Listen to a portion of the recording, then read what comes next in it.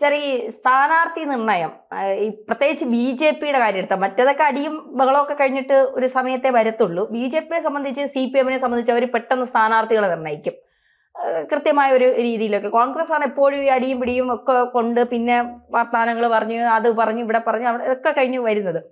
B J പിക്ക് ഇത്തവണ കുറച്ചുകൂടി ആത്മവിശ്വാസം കൂടുതലുണ്ട്. കോർപ്പറേഷൻ കൂടി അവരുടെ കയ്യിലാണ്. അത് മാത്രമല്ല തുടക്കം തന്നെ വളരെ മികച്ച പ്രവർത്തന രീതിയിലൂടെയാണ് VV രാജേഷ് പോകുന്നതും എല്ലാ കാര്യങ്ങളും. അപ്പോൾ കുറച്ചുകൂടി ആളുകൾക്കൊരു വിശ്വാസം ചെറുതായിട്ടൊക്കെ BJP എവിടെയൊക്കെ വന്ന് തുടങ്ങിയിട്ടുണ്ട്. BJPയെ സംബന്ധിച്ചിടത്തോളം ഇത്തവണത്തെ തെരഞ്ഞെടുപ്പ് വളരെ പ്രാധാന്യത്തോടെ അവർ ഉറ്റുനോക്കുന്ന ഒരു കാര്യം തന്നെയാണ്. ഗുജറാത്തിൽ ഒരു കോർപ്പറേഷൻ പിടിച്ചുകൊണ്ടാണ് BJP ഗുജറാത്തിലേക്ക് വരും, പിന്നീട് അവിടെ നിന്ന് നിയമസഭയിലേക്ക് വന്നു, അങ്ങനെയാണ്. അപ്പൊ ഇതും ഒരു തുടക്കമാണ് എന്നാണ് BJP നേതാക്കൾ പറയുന്നത്. അപ്പൊ ഇത്തവണത്തെ സ്ഥാനാർത്ഥി നിർണയത്തിൽ A ക്ലാസ് മണ്ഡലത്തിലെ സ്ഥാനാർത്ഥികൾ, അതാണ് എല്ലാവരും ഉറ്റുനോക്കുന്നത്. BJPയുടെ A ക്ലാസ് മണ്ഡലം ആരായിരിക്കും ഇത്തവണത്തെ സ്ഥാനാർത്ഥികൾ? നമ്മൾ പ്രതീക്ഷിച്ച ആരെങ്കിലും ഒക്കെ ഉണ്ടോ ആ ലിസ്റ്റിൽ? പിന്നെ BJPക്ക് നമുക്കറിയാവുന്ന ആൾക്കാരൊക്കെ ഉള്ള നേതാക്കന്മാരായിട്ടുള്ളൂ. ഇപ്പൊ കേരളത്തിലെ 2026 തെരഞ്ഞെടുപ്പിൽ നമ്മൾ പരിശോധിക്കുമ്പം ഒരു പ്രത്യേകതയുണ്ട്. അത് ശ്രദ്ധിച്ചായിരുന്നു. 3 പാർട്ടികളുണ്ട്. ഒരു പാർട്ടിക്കകത്ത് ഇവിടെ ഒരു പാർട്ടിക്ക് ഇവിടെ എങ്ങനെങ്കിലും ഉടലെടുക്കണം. ബാക്കി 2 പാർട്ടിക്ക് അവരുടെ നിലനിൽപ്പിന്റെ വിഷയം.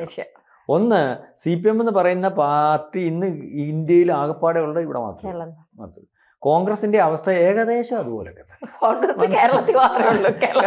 കാരണം രാഹുൽ ഗാന്ധിക്കും പ്രിയങ്ക ഗാന്ധിക്കും പോലും മത്സരിക്കണമെങ്കിൽ വടക്കേ ഇന്ത്യയിൽ നിന്ന് ചീത്ത വിളിക്കണമെങ്കിൽ കേരളത്തിൽ വന്ന് മത്സരിച്ചിട്ട് അവിടെ പോയി ചീത്ത വിളിക്കാനേ പറ്റത്തുള്ളൂ. ഇതാണ് കേരളത്തിലെ ഇപ്പോഴത്തെ 3 പാർട്ടികൾക്കകത്തുള്ള അവസ്ഥ.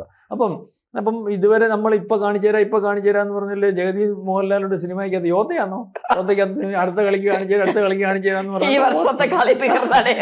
അതെ, ഓരോ കളി കഴിഞ്ഞ് ബീഹാറിലെ കളി കഴിഞ്ഞപ്പോഴും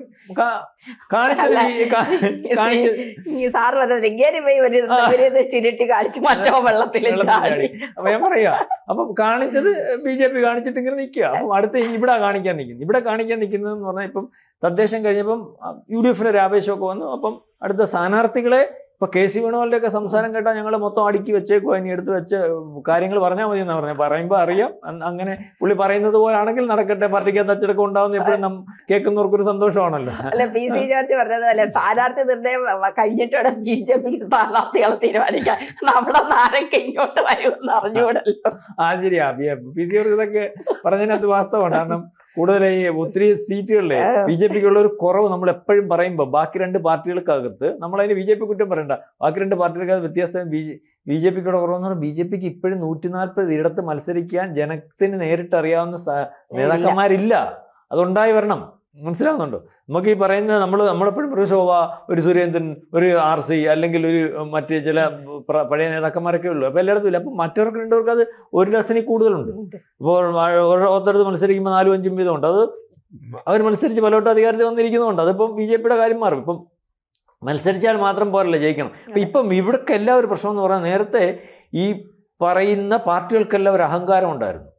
ആ തലേന്ന് ഞങ്ങൾ സ്ഥാനാർത്ഥി തീരുമാനിക്കും, വിറ്റേന്ന് മത്സരിക്കും. അല്ലെങ്കിൽ ഇപ്പം അതല്ല, നേരത്തെ കൂട്ടി സ്ഥാനാർത്ഥി തീരുമാനിച്ച് തരണേ, എങ്ങനെയും പണി ചെയ്താലേ ജയിക്കാൻ പറ്റത്തില്ലേ, പഴയതുപോലെ അല്ലേ കാര്യങ്ങൾ, മത്സര രംഗം ടൈറ്റാണെന്നൊക്കെയുള്ള രീതിയിൽ എല്ലാ പാർട്ടിക്കാർക്കുമായി ആത്മവിശ്വാസ കുറവ് വന്നിട്ടുണ്ട്. കാരണം മത്സരിക്കാൻ, അതായത് ത്രികോണ മത്സരത്തിലേക്ക് കേരളം പൊക്കൊണ്ടേയിരിക്കുകയാണ്. 17-18% എന്ന് പറയുമ്പോൾ അത് വേണമെങ്കിൽ ഒരു 30-ലേക്കൊക്കെ മാറാൻ സാധ്യതയുണ്ട്. അപ്പം 3 പ്രധാനപ്പെട്ട പാർട്ടികളായിട്ട് മാറും. ഇതുവരെ ഉണ്ടായിരുന്ന ഞാൻ പറഞ്ഞ കോൺഗ്രസും CPM അല്ലാതെ BJP വരും. ഇപ്പോൾ BJP ഉദ്ദേശിക്കുന്നതെന്ന് പറഞ്ഞാൽ ത്രികോണ മത്സരത്തിലേക്ക് പോകണമെങ്കിൽ ആൾക്കാരുടെ വിശ്വാസം ഉണ്ടാകുന്ന ഒരു അവസ്ഥയിലേക്ക് കാര്യങ്ങൾ, വോട്ട് ചെയ്താൽ ജയിക്കുന്ന അവസ്ഥയിലേക്ക് BJP എത്തിയെന്ന് തോന്നിയാൽ BJP പിന്നെ ജയിക്കും. അതിന് 4, 5, 10 സീറ്റ്, വോട്ടുകാർ 5 സീറ്റ് ആദ്യം ഇട്ടിക്കഴിഞ്ഞാൽ അടുത്ത പ്രാവശ്യം BJP പിടിച്ചാൽ കിട്ടത്തോളം പോകും. ഇപ്പൊ കോർപ്പറേഷൻ സംഭവിച്ചത്, ഇനിയിപ്പം BJPക്ക് തിരുവനന്തപുരം തോൽപ്പിക്കാൻ പാടായിരിക്കും മര്യാദയ്ക്ക് നിന്നാൽ. അത് ഞാനീ പറഞ്ഞുതരാം, തോൽപ്പിക്കാൻ പാടായിരിക്കും മര്യാദയ്ക്ക് നിന്നാൽ. ജനം ആഗ്രഹിക്കുന്ന പോലെ നിൽക്കണം, ന്യായം പറഞ്ഞ പോലെ നിൽക്കണം, ജനങ്ങളുടെ താല്പര്യത്തിനനുസരിച്ച് നിൽക്കണം, വികസനത്തിനനുസരിച്ച് നിൽക്കണം. അപ്പം അതിനുവേണ്ടി ഇപ്പം വന്നിരിക്കുന്ന അല്ലെങ്കിൽ ഏൽപ്പിച്ചിരിക്കുന്ന നമ്മുടെ ഇപ്പോഴത്തെ പുതിയ പ്രസിഡന്റ്, കാരണം ഇവിടുത്തെ ഗുണം കൊണ്ടാണല്ലോ വെളിയിൽ നാളിനെ കൊണ്ടുവന്ന് നിർത്തിയത്. കാരണം ഇവിടെ എന്താ ചെയ്യുന്നുള്ളതിനിപ്പം നമ്മളിപ്പോൾ പറയുന്നില്ല, എന്താ ചെയ്യുന്നുണ്ടില്ല.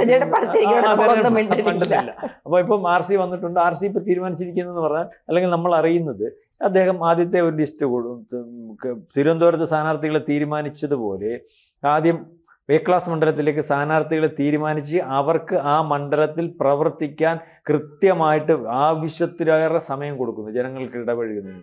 അതിനുവേണ്ടി ഏതാണ്ട് സ്ഥാനാർത്ഥികളെ ജയിക്കുന്ന സ്ഥാനാർത്ഥികൾ 35 സീറ്റാണ് അവർ ഫസ്റ്റ് ക്ലാസ് മണ്ഡലത്തിലേക്ക്, അല്ലെങ്കിൽ ഏറ്റവും കൂടുതൽ അവർക്ക് ജയിക്കാൻ സാധ്യത. അതിനകത്ത് 35 വരത്തില്ല, പ്രതീക്ഷിക്കേണ്ട, അല്ലെ വരത്തില്ല. എന്നാലും ആ 35 സീറ്റിലേക്കുള്ള സ്ഥാനാർത്ഥികൾ ഏതാണ്ട് ഈ 12-ാം തീയതിക്ക് ഇപ്പുറം തന്നെ പ്രഖ്യാപിക്കുന്ന കോർ കമ്മിറ്റി ഇപ്പൊ എനിക്ക് കഴിഞ്ഞ ദിവസം കൂടിയിട്ടുണ്ട്. അതിനകത്ത് തീരുമാനം ഏകദേശം ആയിട്ടുണ്ടാവും. ആ തീരുമാനത്തിന് അംഗീകാരം കിട്ടാത്തതുകൊണ്ട് വരുന്നുണ്ട്. അപ്പൊ ആ തീരുമാനത്തിന് അംഗീകാരം, കേന്ദ്രത്തിന്റെ അംഗീകാരം കിട്ടാത്തതുകൊണ്ട് അന്ന് പ്രഖ്യാപിക്കാതെ ഞാൻ തീരുമാനിച്ചു വെച്ചിരിക്കുന്നതാണ്. അപ്പം തീരുമാനിച്ചിരിക്കും. അപ്പോൾ അതിനുശേഷം രണ്ടാമത്തെ പിന്നെ ഗ്രാജുവലി പ്രഖ്യാപിക്കും. ഇവർ പ്രഖ്യാപിച്ചു കഴിയുമ്പോഴത്തേന് ബാക്കി സ്ഥാനാർത്ഥികളെ തീരുമാനിച്ചു നോക്കത്തുള്ളൂ, ബാക്കി പാർട്ടിക്കാർക്ക്. കാരണം തിരുവനന്തപുരത്ത് കോർപ്പറേഷനകത്ത് ഇതുപോലെ സംഭവിച്ചു. കാരണം അവർ സ്ഥാനാർത്ഥികൾ തീരുമാനിച്ച് പ്രധാനമന്ത്രി പോയി കഴിഞ്ഞാൽ ബാക്കിയുള്ള ചുമ്മാ ഇരിക്കാൻ പറ്റത്തില്ല. കാരണം എത്ര പറയുമ്പോഴും വലിയ ബലമുണ്ട്, അല്ലെങ്കിൽ അടുപ്പമുണ്ട്, കാര്യമുണ്ട്, അല്ലെങ്കിൽ ശക്തി ഉണ്ടെന്നൊക്കെ പറഞ്ഞാൽ ഒരു സ്ഥാനാർത്ഥി മുന്നേറി കഴിഞ്ഞാൽ അതിന്റെ കൂടെ നിന്ന് മറ്റൊരു പാർട്ടിയുടെ സ്ഥാനാർത്ഥി ഇല്ലെങ്കിൽ വലിയ തിരിച്ചടി ഉണ്ടാവും. അപ്പോൾ ഇതിനകത്ത് അവർ തീരുമാനിച്ചിരിക്കുന്നതെന്ന് പറഞ്ഞാൽ നമുക്ക് കിട്ടുന്ന വിവരം അനുസരിച്ച് BJP തീരുമാനിച്ചിരിക്കുന്ന, അല്ല നമ്മൾ സാധ്യതയുള്ള ആൾക്കാരുടെ പേരാ പറയുന്നത്. BJPയുടെ സ്ഥാനാർത്ഥിയെ തീരുമാനിക്കാനുള്ള കാര്യമൊന്നും നമുക്കില്ലല്ലോ. അതുകൊണ്ട് ഈ നിയമത്ത് RC പറഞ്ഞല്ലോ അദ്ദേഹം തന്നെ മത്സരിക്കും, അല്ലെ അദ്ദേഹം തന്നെ ആയിരിക്കും സ്ഥാനാർത്ഥി. അതുപോലെ തന്നെ ഈ രാജീവ് ചന്ദ്രശേഖർ വട്ടിയൂർക്കാവ് ശ്രീലേഖ മത്സരിക്കുമെന്നാണ് അറിയാൻ സാധിക്കും. ഉറപ്പായിട്ടും അത് തന്നെയാണ്. പിന്നെ കഴക്കൂട്ടത്ത് V മുരളീധരൻ, അദ്ദേഹം നേരത്തെ താല്പര്യം പ്രകടിപ്പിച്ചിട്ടുണ്ട്, അദ്ദേഹത്തിനെ തന്നെ തീരുമാനിച്ചിട്ടുണ്ട്. കാട്ടാക്കട PK കൃഷ്ണദാസ്, സെൻട്രലിലെ ഒരു സീരിയൽ നടനുണ്ടല്ലോ കൃഷ്ണകുമാർ, കഴിഞ്ഞ പ്രാവശ്യമുള്ള സ്ഥാനത്ത്. ആറ്റിങ്കൽ സുധീർ, അയാൾ ഈ നമ്മുടെ സംവരണ സീറ്റ്. ചിറയൻകീഴ് ആശാനാഥ് എന്ന് പറയും. അതുപോലെ കൊല്ലം ജില്ലയിലെ ചാത്തന്നൂർ ഗോപകുമാർ എന്ന് പറയുന്ന ആളാണ്. ആറന്മുള കുമ്മനം രാജശേഖരൻ, തിരുവല്ല അനൂപ് ആന്റണി, ആലപ്പുഴയിൽ കായംകുളം അരൂരും ശോഭാ സുരേന്ദ്രനെ പരിഗണിക്കുന്നുണ്ട്. തൃശ്ശൂർ മണലൂർ AN രാധാകൃഷ്ണൻ, മനസ്സിലായോ? അതുപോലെ തൃശ്ശൂര്, കൊടുങ്ങല്ലൂര്, പാലക്കാട് സുരേന്ദ്രന്റെ പേര് ഈ 3 പരിഗണിക്കുന്നുണ്ട്. അതിനകത്ത് ഏതാണെന്ന് വെച്ചാൽ പാർട്ടി പിന്നെ അവസാനം ഒരു സീറ്റേ മത്സരിക്കാൻ സാധ്യതയുള്ളൂ. പണ്ടത്തെ കൂട്ടി 2 സീറ്റിലൊന്നും മത്സരിക്കാനുള്ള സാധ്യതയില്ല. അതുപോലെ മലമ്പുഴ ശ്രീകൃഷ്ണകുമാർ, അതുപോലെ മഞ്ചാശ്വരത്തെ കാസർഗോഡ് ഒരു പെൺകുട്ടിയുണ്ട്, ജില്ലാ പ്രസിഡന്റ്, പേര് ഞാൻ ഓർക്കുന്നില്ല, അവരാണ് അവിടുത്തെ സ്ഥാനാർത്ഥി. പാലായിൽ ഷോൺ ജോർജ്, അതുപോലെ MD രമേശ് കോഴിക്കോട് മത്സരിക്കും. കോഴിക്കോട് സെൻട്രലാണോ അല്ലെങ്കിൽ കോഴിക്കോട് തന്നെ മത്സരിക്കും. അപ്പം ഇത്രയും സ്ഥാനാർത്ഥികൾ, അവർക്ക് ഏറ്റവും സാധ്യതയുള്ള സ്ഥാനാർത്ഥികളുടെ ലിസ്റ്റ് ഏതാണ്ട് വെളി വന്നിട്ടുണ്ട്. ബാക്കി 35 പേരെ തന്നെ തീരുമാനിച്ചിട്ട് അനൗൺസ് ചെയ്യാനാണ് ശ്രമിക്കുന്നത്. ബാക്കി മനസ്സിലാവുന്നുണ്ട്. അപ്പം ആ രീതിയിലേക്ക് കാര്യങ്ങൾ കൊണ്ടുപോയിട്ട്, അല്ലെങ്കിൽ ഇത്തരത്തിൽ MLA-മാരെ ജയിപ്പിച്ചെടുക്കുന്നതിന് വേണം തിരുവനന്തപുരത്ത് അവർ വർക്കൗട്ട് ചെയ്ത അതേ സ്ട്രാറ്റജി, അല്ലെങ്കിൽ അത് വിജയിച്ചിരിക്കുന്നു എന്ന് വേണം കഴിയാൻ. കാരണം ആ ഒരു കാര്യം അവർക്ക് മനസ്സിലായി. ഇപ്പോൾ ശ്രീലേഖ എന്ന് പറയുന്ന ആളെ നമുക്ക് പഠിക്കുമ്പം ഈ ജനങ്ങൾക്കിടയ്ക്ക് നല്ല സ്ഥാനാർത്ഥികൾ, അല്ലെങ്കിൽ ജനങ്ങൾക്ക് തൃപ്തരായിട്ടുള്ള സ്ഥാനാർത്ഥികൾ വന്നാൽ, അല്ലെങ്കിൽ ജനങ്ങൾക്ക് താല്പര്യമുള്ളവർ വന്നാൽ, കൊള്ളാവുന്നവർ കണ്ടാൽ, ജനസേവകരാണെന്ന് കണ്ടാൽ പാർട്ടിക്കപ്പുറം ജയിപ്പിക്കും എന്നുള്ളതിന് തെളിവാണ് ഈ ശ്രീലേഖ. അതിന് മുമ്പലത്തെ ഒരു തെളിവാണ് ആദ്യം റിജക്റ്റ് ചെയ്തെങ്കിലും ഈ സുരേഷ് ഗോപി എന്ന് പറയുന്നത്. ഇപ്പോഴത്തെ അദ്ദേഹത്തിന്റെ അവസ്ഥയൊന്നും എനിക്കറിയത്തില്ല. പലരും പറയുന്നത് മോശമായ അവസ്ഥയാണെന്നാണ്. കാരണം അദ്ദേഹം മോശക്കാരനാണെന്ന് എനിക്ക് അഭിപ്രായമൊന്നുമില്ല. കാര്യങ്ങൾ വൃത്തിയായിട്ട് ജനങ്ങളുടെ ചെയ്യുമെന്ന് പറയുന്നത്. പിന്നെ പുള്ളി ഏതാണ്ടങ്ങ് ഈ പഴയ സിനിമയിൽ നിന്ന് IPS തന്നെ നിൽക്കുകയാണ്. അതുകൊണ്ട് ഇപ്പോൾ അവിടെ ഇപ്പോഴത്തെ പഞ്ചായത്ത് തെരഞ്ഞെടുപ്പ് പരിശോധിക്കുമ്പോൾ BJP വലിയ ക്ഷീണം കാണിക്കുന്നു. അത് തന്നെയാണ് അടുത്ത ലോക്സഭാ തെരഞ്ഞെടുപ്പിൽ ഇദ്ദേഹത്തിന്റെ അവസ്ഥ എന്നുണ്ടെങ്കിൽ അവിടെ മോശമായിട്ടുള്ള അവസ്ഥയിലേക്ക് കാര്യങ്ങൾ പോകും. ഏതായാലും ഈ സ്ഥാനാർത്ഥികളെയാണ് ഇപ്പം തീരുമാനിച്ചിരിക്കേണ്ടത്. ഇത് ഔദ്യോഗികമായിട്ട് ഇപ്പം വരുമ്പം നമ്മൾ ഈ പറഞ്ഞ സ്ഥാനാർത്ഥികളെ തന്നെ ആയിരിക്കും എന്നാണ് വിചാരിക്കേണ്ടത്.